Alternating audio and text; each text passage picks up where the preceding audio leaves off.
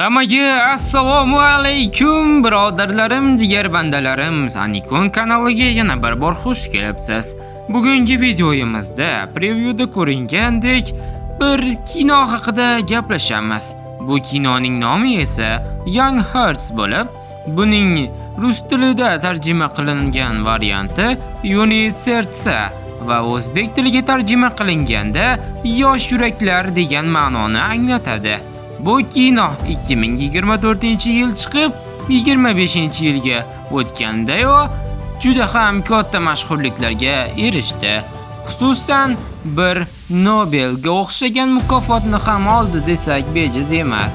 Bunga sabab esa turli narsalarning bo'lgan hodisasidir. Ya'ni kinoda bo'lgan hodisalardir. Ya'ni kinoda bo'lib o'tgan va tasvirlangan juda qadrli voqealar. Xullas, qissadan qissa shuki, bugungi videoyimiz aynan shu kino haqida bo'ladi. Bundan oldin esa avvalo yaxshilab joylashib olib, o'zingizga yegani biron nima olsangiz yaxshi bo'ladi.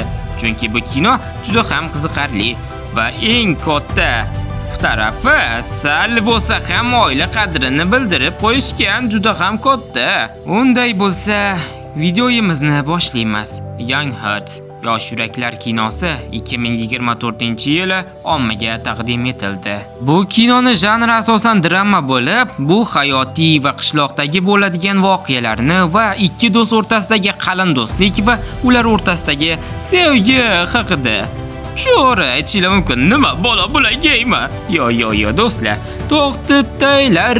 Hozirgi paytlarda to'g'ri bunday narsalar ko'payyapti, lekin buni haqiqiy tarafi bu kinoda juda ko'p zo'r narsa va voqealarni ko'rsatib bergani va bu kinoda bosh rolda Lou Gossen va Marius Desager qo'shilgani va ularning haqiqiy ajoyib rol ijro etishgani u kinoni juda ham yaxshi tarafga oldirib bordi.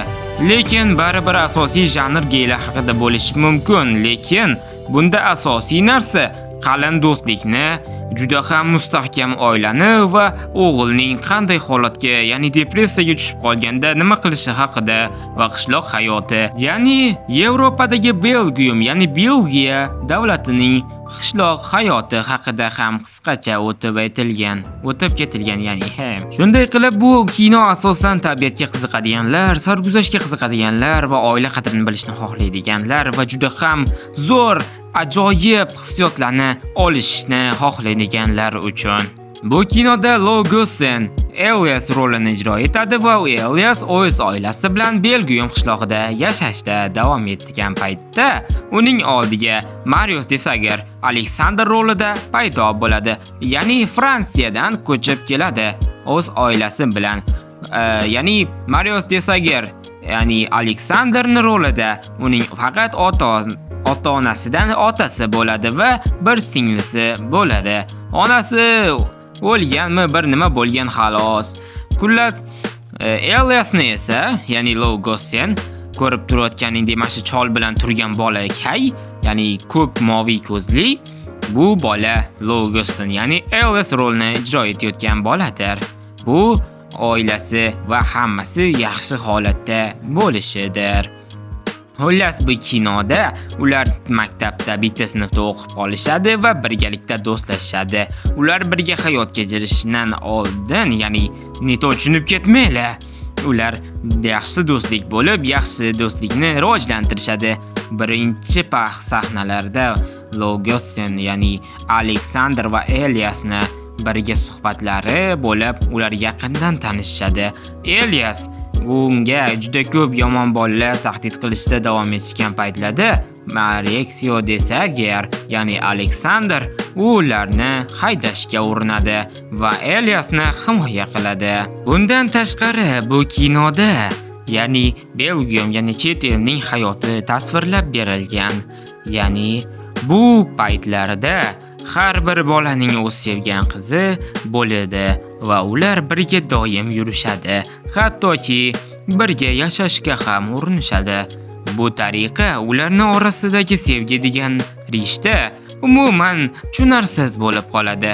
Shuning uchun ular uchun sevgi haqiqatan ham noma'lum narsalardan biri bo'lib qolishi amin bo'linadi. Shuning uchun Elias maktabda ustozi tomonidan aytilayotgan dars, ya'ni mavzu, ya'ni bir matn, ya'ni bir hikoya haqida bo'layotgan paytda u aynan sevgi qandoq va u haqiqiy qandoq bo'lishi kerakligini o'tiladi. Shundan keyin esa Elias Aleksandr bilan ko'rishgandan keyin birga suhbat quradigan paytida Eliasdan so'raydi. Oldin ham u birontasini yaxshi ko'rganmi deb so'raydi. Shunda Aleksandr: "Ha, yaxshi ko'rganman, lekin u qiz bola emas edi", deydi. Ya'ni u o'g'il bola bo'ladi, nima ham derdik. Lekin bu kinoning asosiy janri bundoq bo'lishiga qaramay, kino juda ham ajoyib va juda ham taassurotlarga ega. Ko'rishni tavsiya etaman. Xullas, davom etamiz. Shunda qilib so'ragandan keyin uning ismini Aleksandr va Alex, ya'ni u Aleksandr yoqtirib qolgan, oldin yoqtirgan bolasining ismi esa Artur bo'ladi. Va Eliasni bobosi bo'ladi. Bobosining esa fermasi bo'ladi. Fermada turli jonzotlar bo'ladi. Fermaga esa Elias Aleksandrni olib boradi. Bobosi bilan birgalikda fermada ish qilishadi, vaqtichog'lik qilishadi. Shundan keyin ular yanada yaqinlashib, do'stligi mustahkamlanadi.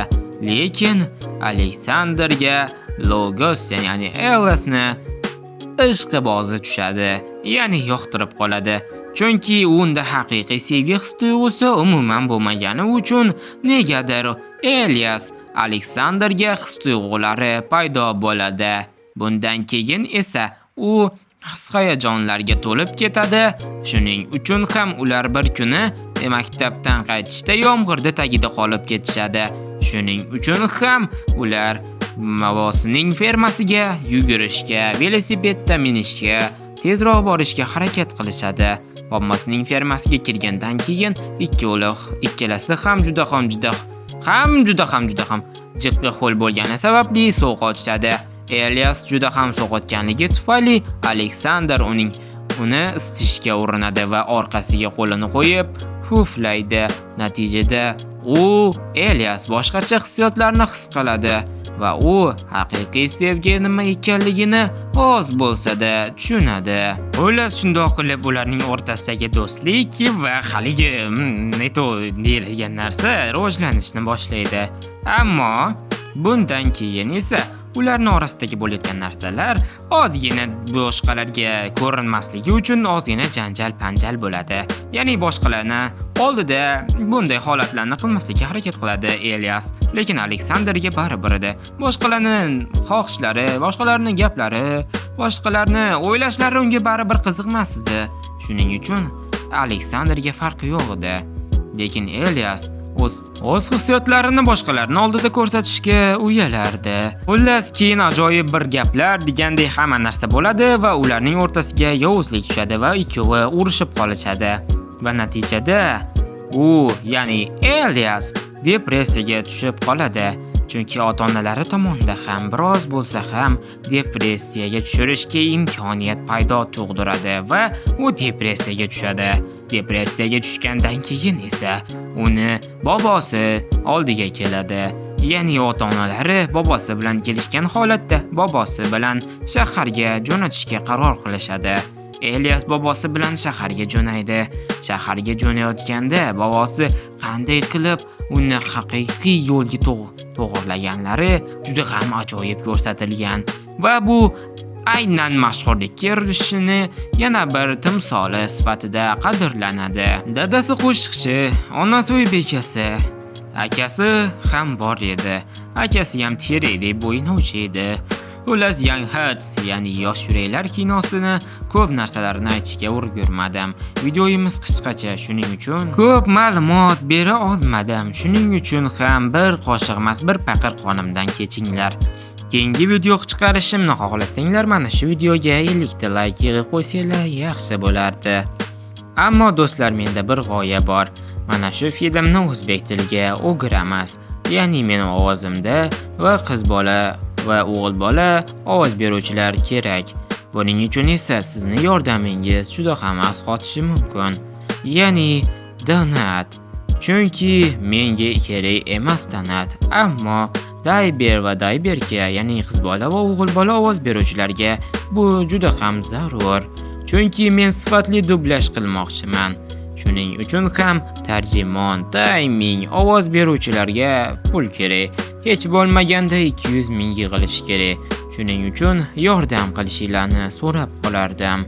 Agarda shunday kinolar, ya'ni tabiatga qiziqishi va qishloq hayoti va do'stlikni juda ham mustahkamlovchi kinolarni yoqtirsangiz, menga murojaat qiling va kelishilgan holatda, ya'ni homiylik bo'lgan holatda ovoz berib, dublyaj qilib, ommaga taqdim etamiz.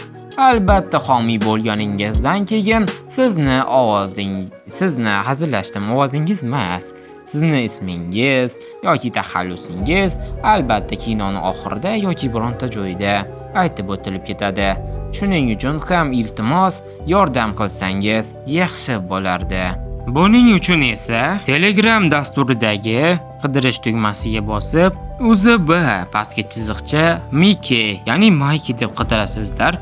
Shunda mening lichkam chiqadi, shaxsiy lichkam. Salom Manchuro Telegram premium bor. Ana shunga murojaat qilasizlar. Homiy bo'lmoqchiman, iltimos, shu kinoni chiqaringlar deyishingiz mumkin. O'zimizda ya'ni yana bir narsa, Telegram Premium, Telegram Start kerak bo'lsa olib berishimiz mumkin. Xizmatlarimiz yaxshi va arzon narxlarda qilib beramiz albatta. Shuning uchun salom bro, yordam qilmoqchi edim, shu karta bering. Uzr kechirasizlar, homiy bo'lmoqchiman deyishingiz mumkin. Lekin bu filmni boshqacha tilda, ya'ni ingliz tilida ko'rish ingliz tilida chiqmagan bu do'stlar. O'zining original varianti bor, keyin rus tilidagi varianti bor.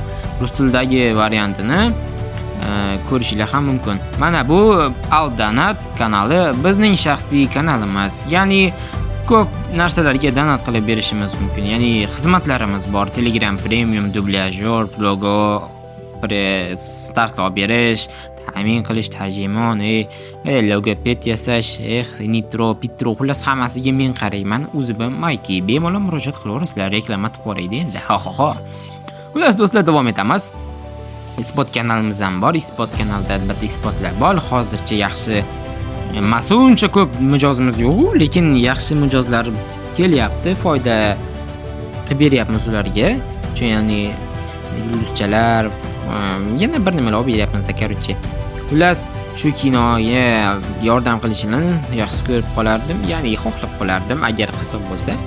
Juda ham qiziq kino do'stlar. Rus tilini rus tilida chiqqan, lekin hali butun dunyoga taqdim etilgani yo'q. Hozircha yashirin holatda ko'rishingiz mumkin. Shuning uchun ham o'zbek tiliga o'girilgandan keyin shaxsiy kanallarda, ya'ni maxfiy kanallarda chiqadi. Buni esa kanalim Anikonda aytib o'tib ketaman.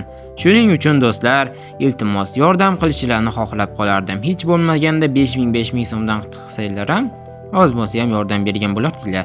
Bu men uchun emas do'stlar, Dayberga va Dayber uchun. Iltimos yordam qilinglar va bundan keyin ham shundoq qiziqroq, ya'ni do'stlarning qadriyatini yaxshilaydigan, ya'ni juda ham yaxshi ko'rsatib berilgan ajoyib, juda ham hissiyotga boy kinolarni ovozlashtirishga o'tamiz agar yoqib qolsa. Unda bo'lsa sizlar bilan Anikon bo'ldi. Keyingi videolarda ko'rishguncha xayr. Agar keyingi qismni chiqishini xohlasanglar, 50 ta like bo'lsin, tushunarlimi? Agar shu kinoni yaxshilab, ya'ni ta'riflab bersam, 50 ta like yig'ish qiyinmi?